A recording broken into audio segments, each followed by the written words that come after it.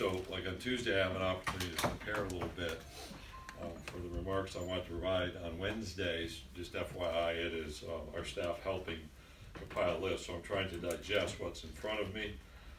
Let me just start with those of you who were at the reception last night. We had a couple of creative drink specials around the 5th anniversary of the SEC network, which occurs on August 14th. There are a few things happening. In fact, I saw for the first time refreshing the logos across the network. We'll have studio renovations that will appear this summer before we go to into next academic year. We also have something heading into the fall I think will really be special. It's called Saturdays in the South. It is an 8-part, really 12 total hour documentary on the history of SEC football. And I've seen, I think, 6 of the 8 episodes and previews. Began in 1880 with not a lot of HD footage from 1880. The first episode, I think, goes from 1880 to 1928, before the SEC was formed, and just talks about football. You're in the post-Civil War integration era, issues around segregation that play out obviously through the years, integration, the rise of the Southeastern Conference nationally. It's actually a fascinating documentary if you're a fan of college football. It's part of our effort to participate in the 150th anniversary of college football. So that's just some of the network information. Today, we talked about proposed Ncaa and SEC legislation that is on our agenda. There's not a lot relative to some years that you've seen to be terribly newsworthy, perhaps. We had Kevin Lennon, the vice president from Ncaa Division I Governance, in to talk with our combined group of athletics directors, faculty representatives, senior women administrators about any number of issues. The federal and state legislative working group, academic misconduct working group, and the presidential forum reviewing those issues. Transfer issues were talked about in every meeting of our coaches, and in that meeting as well. We had some conversation about that issue yesterday in our last press conference. Our football coaches specifically met for about an hour and a half with 8 of our referees, opening a dialogue about how they officiate, how they coach, how we can work more effectively together. We will be implementing preseason clinics where our officiating crews will travel to our campuses in August. This is a new initiative, continuing to provide instruction about new rules, about how the game is officiated, provides the opportunity to start our officiating process a bit earlier. We meet with our officials for a 3-day clinic in July. That will continue, but have added this next step in August that will actually be occurring on each of our 14 campuses. And men's basketball, we talked about transfer issues, looking at the expanded use of instant replay in late game situations. We are the one conference experimenting with collaborative replay during conference play. We think that's been a successful experiment, but are in constant conversation about how we continue to improve that process. We also had a long conversation about how we as a conference office can help develop and provide a developmental opportunity for assistant coaches who want to progress into the head coaching role. And that's a new initiative for conversation. I don't have an itinerary, a curriculum when that may happen, but it's something that I think our athletics directors are interested in supporting. Our women's basketball coaches talked about some scheduling issues, both around television, non-conference scheduling, and how we continue to remain strong as a women's basketball conference. You've seen CBS announcements today. Tomorrow our presidents and chancellors gather for the first time, and you have Steve Shaw here at 4:30 for a view from his perspective. So there's my introductory remarks. Transfer issues, specifics on that discussed today with football coaches. Much like the conversation I think that was initiated in the room, my impressions about what's happening around transfer issues, and then some real world discussion about what's happening to them. So the topics were the portal and the discussions around waivers. I think that became more of a top of the agenda item. So I think I identified yesterday my concerns that we have young people going into the transfer portal who are under the impression perhaps there's a waiver on the other side and are making decisions, and that may not be the case. So we talked through that circumstance. We also talked about last year's change around the 4-game opportunity to play without using a season of eligibility. And in late September, when we hit that 4-game mark, maybe some changes, some student athletes who said, you know, I'm going to transfer, I want to save my year of eligibility, what that means practically, and how do they deal with that, how do they communicate differently. So those are probably the two issues, that waiver piece and the 4-game combo that rose to be the most extensive part of the conversation.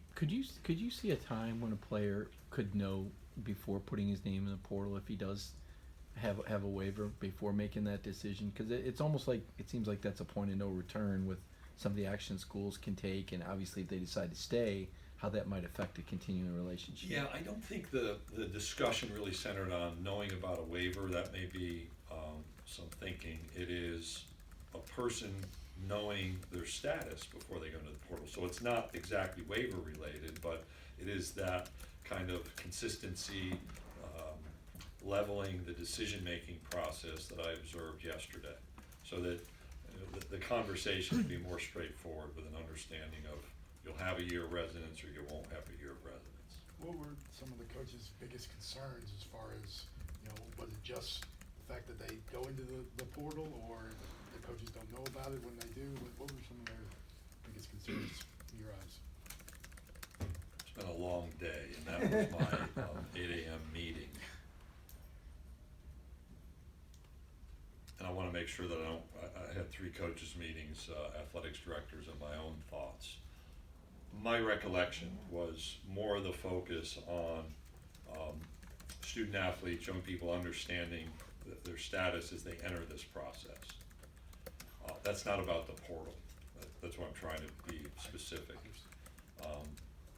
So they make informed decisions, 1. And then 2, the discussion was about the unintended outcome or unexpected outcome of your 4 games into the season, and this discussion about, hey, do I want to transfer or play anymore or use the season of eligibility? Those were really the 2 focus points, I think, from that conversation. Not directly portal related, though. More from their perspective, roster management, and how do they, were there tangible ideas that coaches came up with of ways to resolve some of these issues? Well, they did talk about we are in a new circumstance relative to movement on a roster, and that then goes back to initial counter numbers. And the number 25 was established at a time when the transfer frequency was lower, point 1, and point 2, the declarations in pursuit of the NFL draft after the 3rd year were lower, because we've seen those numbers increase. So I think our coaches appropriately raised the question of how will we evaluate the signing limit number. What does that mean for graduate transfers as well? You know, there are some roster number issues where the concern, and I think I've seen it in other conferences, is you struggle to get back to 85. And I'll observe if we're not at 80 to 85 consistently, then we're not offering opportunities for young people. And that goes back to one of the pieces of that is the initial counter structure, and that was a topic of conversation that grew out of the transfer dialogue, but not only related to transfers. So it's transfers, the professional declaration, graduate transfers, the fact there's more movement. Greg, is it as simple as saying, let's just increase the number of initial counters you can have each year? Our coaches were talking about specific circumstances, and then maybe a variation to increase that, and ask for some thought and review on our part on what might a structure look like in the future. But it was tied back, and again, I want to try to describe accurately, they weren't focused on signing limits, but as they talked through transfers, in particular graduate transfers, the fact there's more post-high school movement, is this signing limit, which was really focused on high school movement, knowing that it's attached to junior college as well. Is that still the appropriate number, which is a long yes. Yeah. But I don't know that it's simple. Do they, they're seeing. Herb was yawning at that answer, so that's why I came back and said yes. I assume that they're just seeing lower numbers. I mean, they have lower numbers than in previous years because of the movement. I don't know that I can answer that, Ross. They talked about, yes, I think some are at a lower scholarship number. I don't wanna say that's universal, but they did talk through in a deep way that if you move behind because of player transition, can you move your roster back up to 85? So if you have 60 scholarship players returning, and you sign 25, well, you're at 85, but you can, because of transition, easily fall to 57, 56 people, and you won't be able to get back to that number. How much of that is under your conference control at all, though, because the NCAA. Yeah, that's a national signing policy, but you've seen, I think the University of Kansas has observed their situation through coaching change. And I've seen some other, but I don't want to specify, that's the one that I've seen most prominently, that the ability to move back up towards that number. And I've seen some schools with, without all this transfer fall below in their bidding report. So I don't want to, I can't guess, but I don't think this is a new phenomenon. I do think it is expected to be more frequently occurring, though. Is there a concern with those numbers when you have like coaching changes, where more people look to transfer, and is that an issue with trying to get back up to the 85? Well, it could be, but the discussion today was not related to the coaching transition. It was just about what's happening around the game, the amount of movement for whatever reason. Contacting juniors in the spring to avoid the bump rule is something we've heard coaches talk about. Yeah. How much of discussion did you hear back from them on that? We really initiated the discussion, and I've gone into that room for 10 years to say, when you look at the evaluation periods and you go into a high school and conversations occur, which I think oftentimes are natural or unavoidable, we have this rule that doesn't seem to accommodate that well. And for years, it's been, no, we don't want to do that. And we had a discussion about how might that rule be updated to allow some contact. So we've seen with early signing that the current high school class of seniors is effectively signed. And the notion was people wouldn't recruit in January. Well, they still recruit in January. They go into a high school to evaluate, but it's during a contact period. Is it a junior? Is it a sophomore? I'm one who for years has suggested we ought to update the evaluative period, the evaluation periods, and make those more of a contact opportunity. How that's structured, I think there's some work to be done, so our coaches encourage a fresh look at that part. They don't want to change the recruiting calendar. They think there's been enough done, and in fact are concerned about the 365-day a year recruiting that exists, but think it's a reasonable adjustment that when someone goes into a high school, they can have a conversation that's more than a greeting. It's really normal human interaction. Yeah, 2 years in maybe to the spring official visits, or in the second year of it. What feedback from coaches have you heard about that? In this meeting, just the observation that the recruiting activity is extended longer. So you got that 2-week dead period in the summer.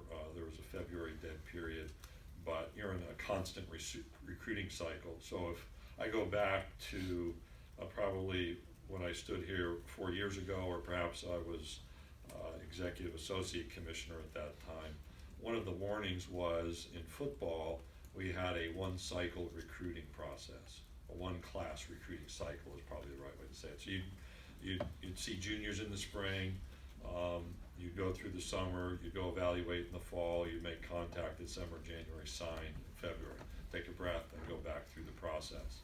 What seems to be happening is you're in a multi-class cycle all the time. And that raised the conversation of, hey, it doesn't stop now in recruiting. And I think that's becoming a little bit more difficult on coaches than it even was years ago. Nobody's complaining, just is that what we intended when we altered and created spring visits, when we created the early signing period, and we've created multi-class recruiting in football.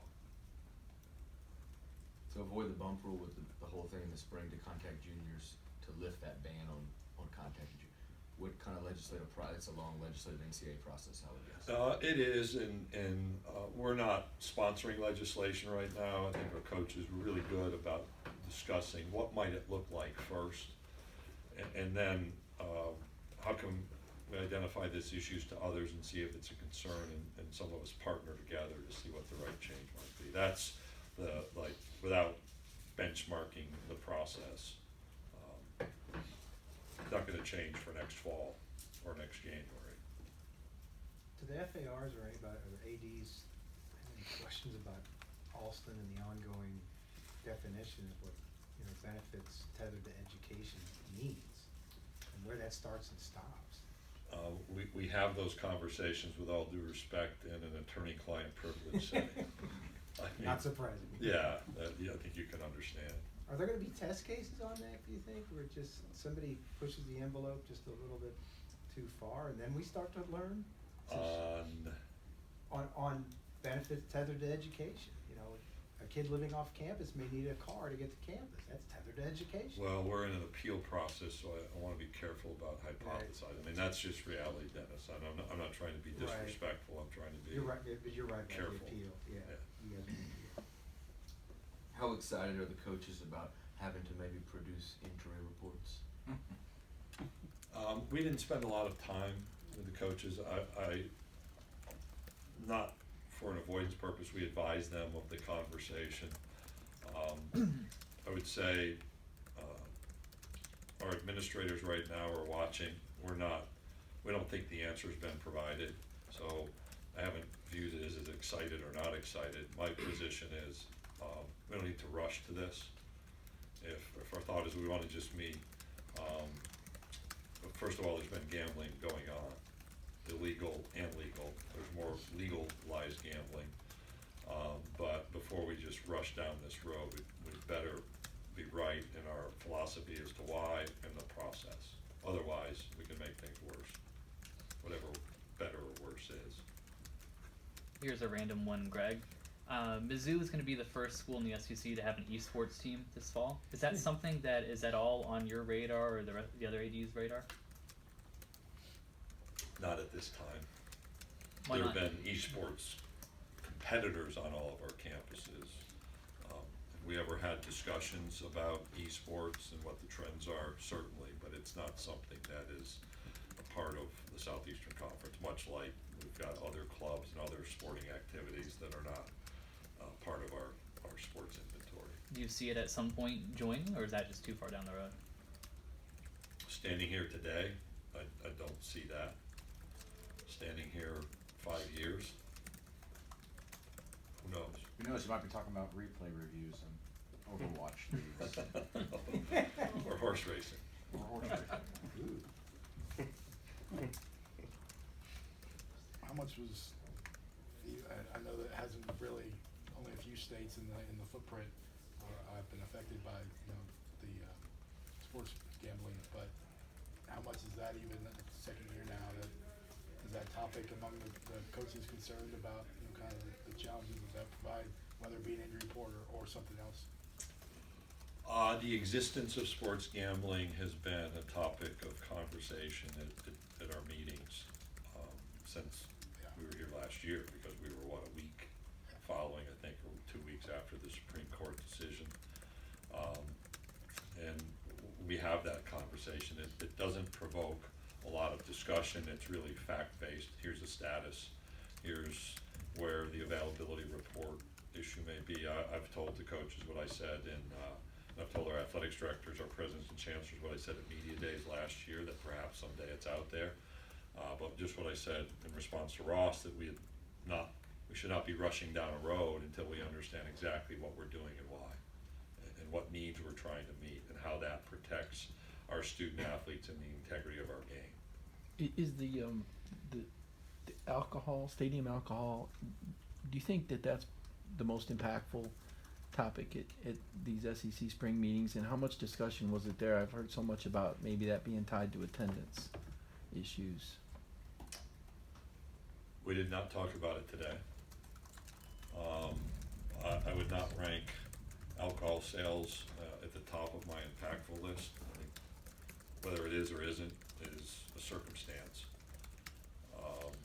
I said yesterday, and I'll say again, I don't think fan attendance is related to beer sales. So if there are trends one way or another, those are related to any number of factors. Kickoff times, opponent, what's going on in other people's lives, societal trends, perhaps the accommodations, the refreshments, the concessions, Wi-Fi, ingress, egress. I mean, there's any number of issues, so I would never boil it down to one element. In that topic though, is there still a feeling among, SEC administrators that there's a moral high ground when it comes to alcohol sales, that they want to kind of be above it, maybe for family values or whatever the excuse may be? I've never engaged in diagnosis. That was a policy that's existed for, I think someone suggested since '78, wasn't that in your fine research? So. The historian of, your predecessor 2 times. Right, or yeah. Between the alcohol sales, the transfers, which could be equated to some restricted free agency, playoffs, is there a concern that college football is turning into the NFL? I mean, do you take a big picture look at that and try and draw the line? And how do you do that? Because Saban said the other day, this is still an entertainment industry, and it lends itself to some of those things that the NFL has. We play football. Right. The NFL plays football. We have first, second, third, fourth down, as do they. Having been to any number of NFL games and many, many more college football games, there is a clear distinction between the two. There aren't many NFL players who are in class on Monday after a game or Friday before a game. But even within a stadium, that is a very different experience. And big picture, I think college football should continue to remain distinctive from professional football. Do you envision your football media days moving around like the NFL draft?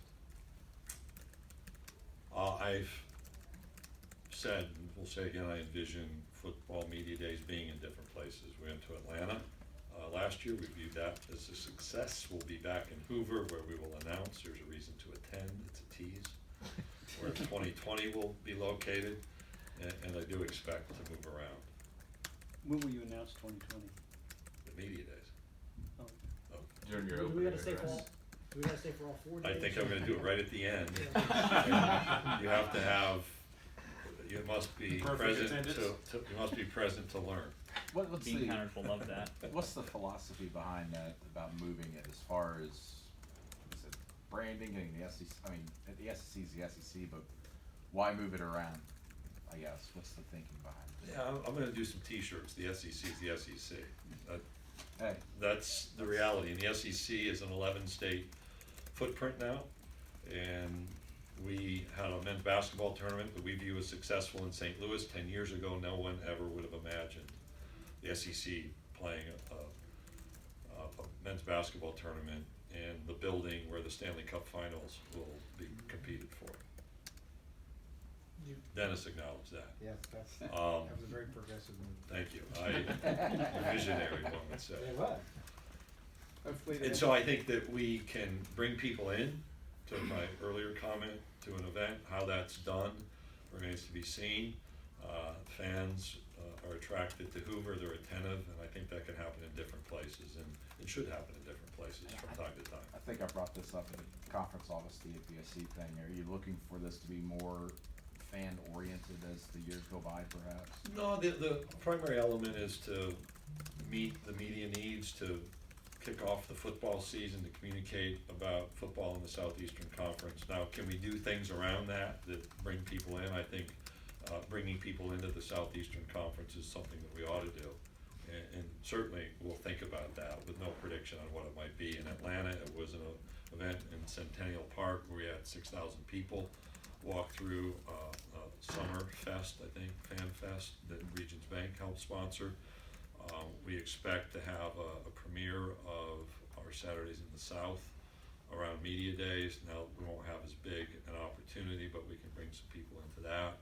And I think there are some unique ways that we can let fans participate in college football and SEC football every July, and perhaps in different venues, different locations. Any thought about going outside the SEC footprint?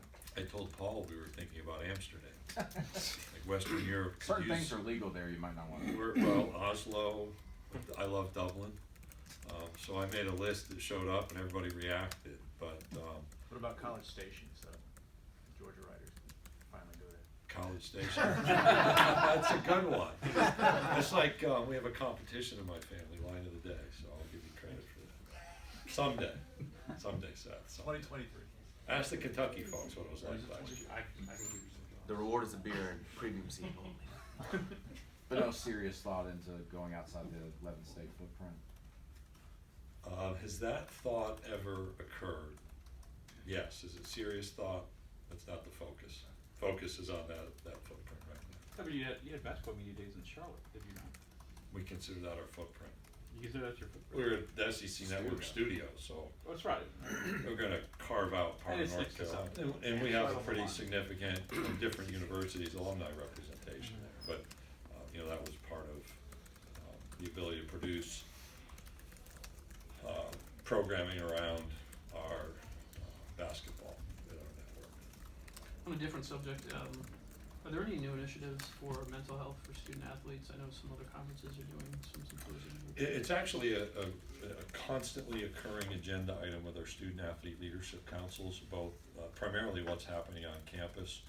We have a gathering in late June of all of our leadership councils, and that is one of the agenda items. Is there a way for the conference office to help support mental health? Now, I can tell you part of how we support mental health is continuing that dialogue with our staffs, even with our coaches, to talk about what's happening around their teams, learning about the counseling opportunities being provided for athletics departments. We approved autonomy legislation on minimum requirements in January, and actually have exceeded on our campuses from the feedback those minimum requirements. So it is a central topic on each of our campuses and a regular topic when we meet, particularly with our student athletes.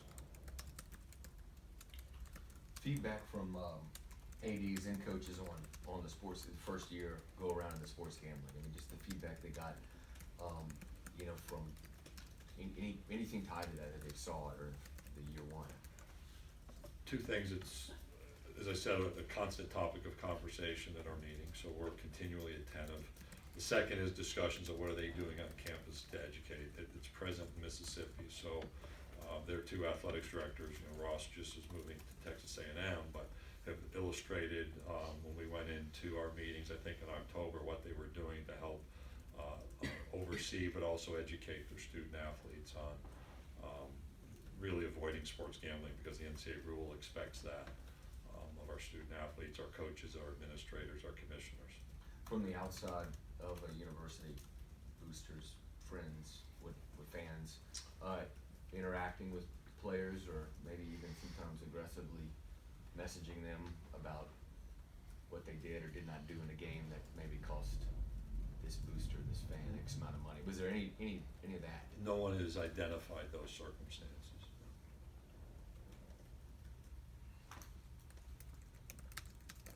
Here's one. Is there anything that's been discussed at length that hasn't been brought up in this room?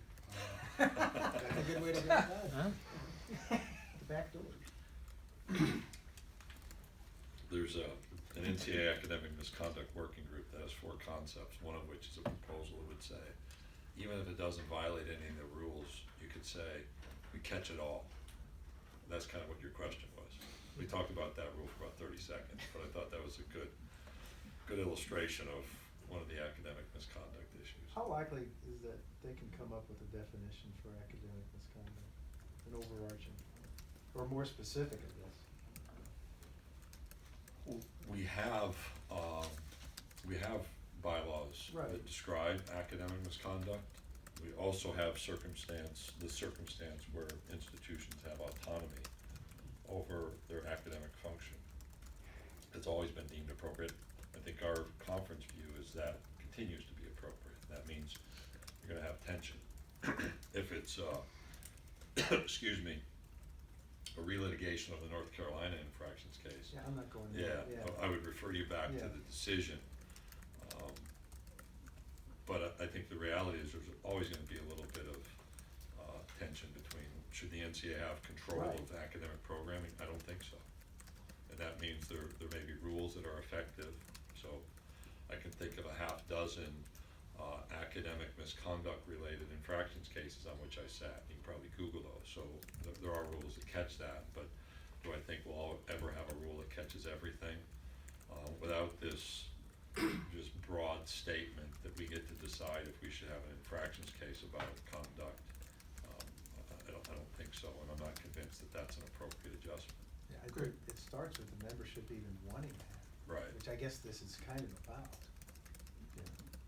It is. It's obviously an aftermath conversation.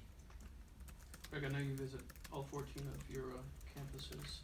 Do you take note of the facilities that pop up every time you visit, and who has the best facilities? We have 14 sets of great facilities.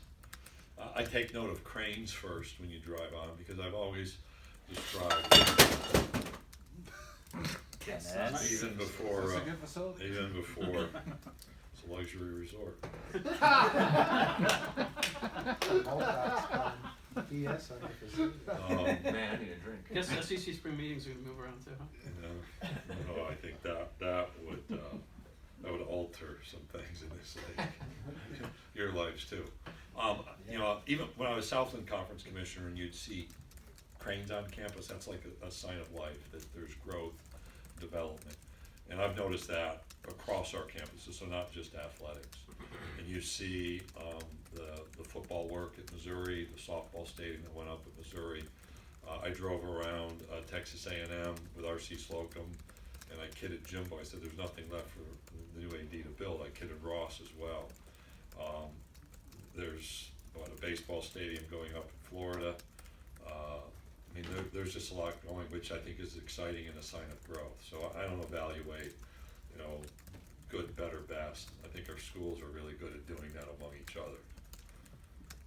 I will say it's an impressive track and field facility in College Station, if you haven't seen that. Some of you will wait 7 more years for it. We can go cover a basketball game there. Dinner time. Last question? Last question. Greg, as schools are ramping up their non-conference scheduling and looking past the, you know, magic 2024 for the TV contracts, playoff contracts, et cetera, are you guiding them along, talking to them, monitoring it, or just kind of letting it? We brought an analysis of what's happening in scheduling nationally to an athletics directors meeting in January of 2018. And that was both CFP qualifying teams and CFP top 25. That was our focus. And part of the messaging from me is, if you look, the trend has been towards playing 10 quality FBS games. Now that may be 5 games total, so we've got 8. You've seen, you know, Georgia moving higher in that number. They'll have 10 this year. Florida will have 10 this year. South Carolina will have 10 this year among A5 opponents. So that's been a point of observation and encouragement, and have said, even to coaches, you need to be looking at playing at that number, because the full message from the College Football Playoff Selection Committee is we're going to look at a team's complete schedule. So interestingly, this discussion about 8 or 9 games, I've smiled as I've said, I'd love to have everyone playing 8 games. That means we could have more intersectional games, which seems to help the College Football Playoff Selection Committee's evaluation of teams. So I will observe, I think, what we've seen really the last 6 months in this league, the work our athletics directors have put into scheduling some of those higher profile games. I think that's really healthy for college football.